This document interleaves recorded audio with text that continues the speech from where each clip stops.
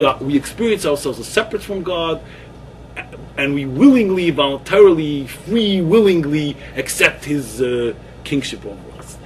So you might think that Malchus kingship means avoid. That it means avoid. So we serve God. We consciously serve God. That's what Shalom Melech thought. He thought Malchus is avoid. It means that we're supposed to consciously serve God. So Shmuel told him no. He told him, Hine Shmoya mi Zevach Tov. You want Zevach. You want abzuschechten the Eitzara. You don't want to get rid of our mother because you want us morgen zum weiter können abschechten. You don't want to get rid of the Eitzara because you want the ganze Zeit zum schechten the Eitzara. You should always fight the Eitzara and shecht up the Eitzara, and that's Malchus. Malchus avoid the abzuschechten the Eitzara. No. Malchus is Shmoya. Hine Shmoya mi Zevach Tov. Ein Herren is besser wie abschechten. Malchus is just to do what God wants, not avoid it. Not up to Shech. Malchus is just to do what God wants. If God says do it easy, just end it all now, that's Malchus. Do it easy, just end it all now, just listen. Just listen. That's the whole thing. That's the whole thing. So, in other words, basically a repeat of the dialectic that Arizal expresses in reference to the original sin, the Chet. And why am I saying all these things about Reb Tzaddik and all this? I'm leading up to something. I'm leading up to this. I'm leading up to Shtickl Kuf Yud Zayin in Tzidkes HaTzadik. Kol Misha Noki Michitei HaTayv. Whoever is pure, clean from Chatoyim of Taiva, sins of desire, carnal desire especially, Tzorich Shmira Yisere Binyonei Kas V'Retziche Shal Olua. V'Kiyodua Deloi Sirtzoch V'Loi Sinof Heim Beis HaFeichin V'Heim Yemin U'Smoil Bera. That, interestingly, strikingly, he says that someone who is very oiskar, but very worked out, spiritually developed, in terms of overcoming carnal desire, and has purified himself and cleansed himself in that regard, it comes with certain dangers.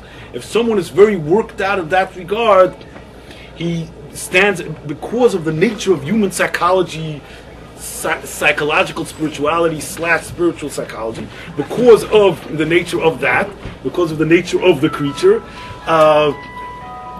someone who is very worked out in terms of the overcoming of carnal desire, the lusts of the flesh, someone who has overcome those things to a very great extent, it puts himself in danger of falling into murderousness, is more vulnerable to the sins that come from the side of anger and murderousness.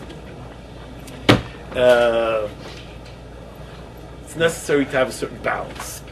The thing is, this is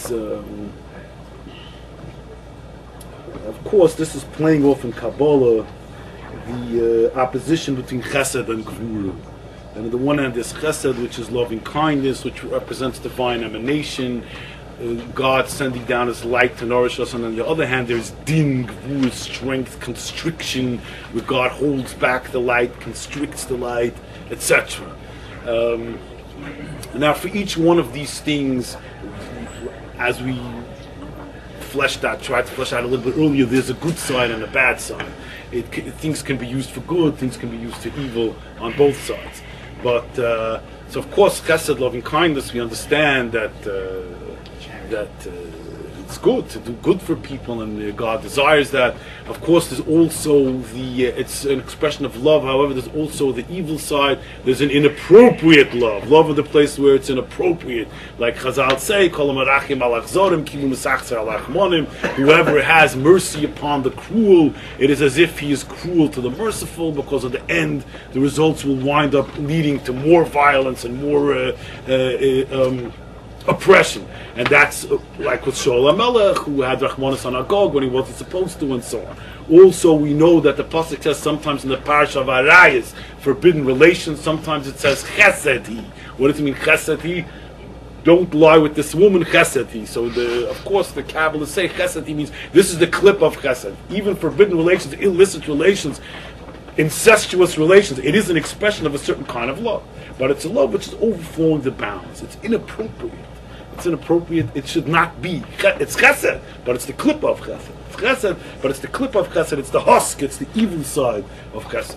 Of course, as previously mentioned. You have to get through the husk to get to the center. How do you get through it? You understand that that's Sabbatianism.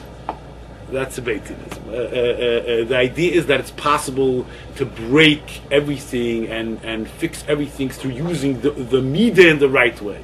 So the point would be to use the midah of love in the right way, not to go to that love which is forbidden. Not to go to that love which is forbidden. Now, of course, on the other side, along the lines we tried to flesh out earlier a little bit, even violence has its place, and there are times when it's appropriate, and sometimes one must kill in the name of the Lord. Shmuel did it too. He did it too. By Yeshasef Shmuel, that's how split him in half. Yes, he split him in half. Yes. Kasher shiklo noshim charbecho kind. The golden mean might be sadomasochism. Thank you. But the Tzaddik is saying, the Tzaddik is going on one side here in Kuf Yud Zayin. He isn't saying what you just need to have some kind of balance.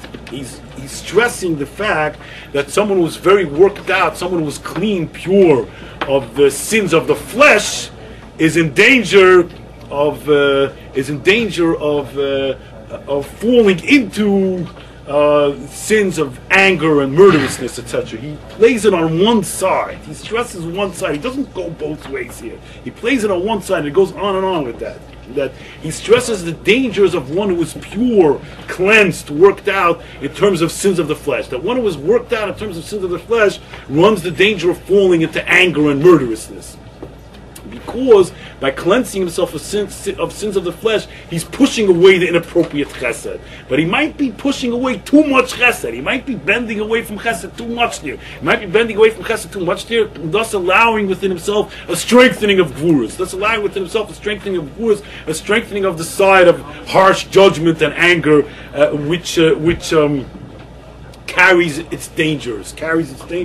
As long as if one is pure, and if one is pure and cleansed, clean, not tainted by sins of the flesh, he runs the danger. He runs the risk of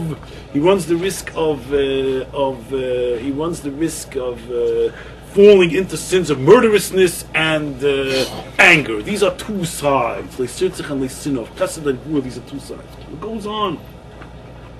That it says that Chassidim speak a lot about Shmiras HaBris. Look, Rabbi say, I'm talking about delicate things, so I assume that I'm speaking to adults.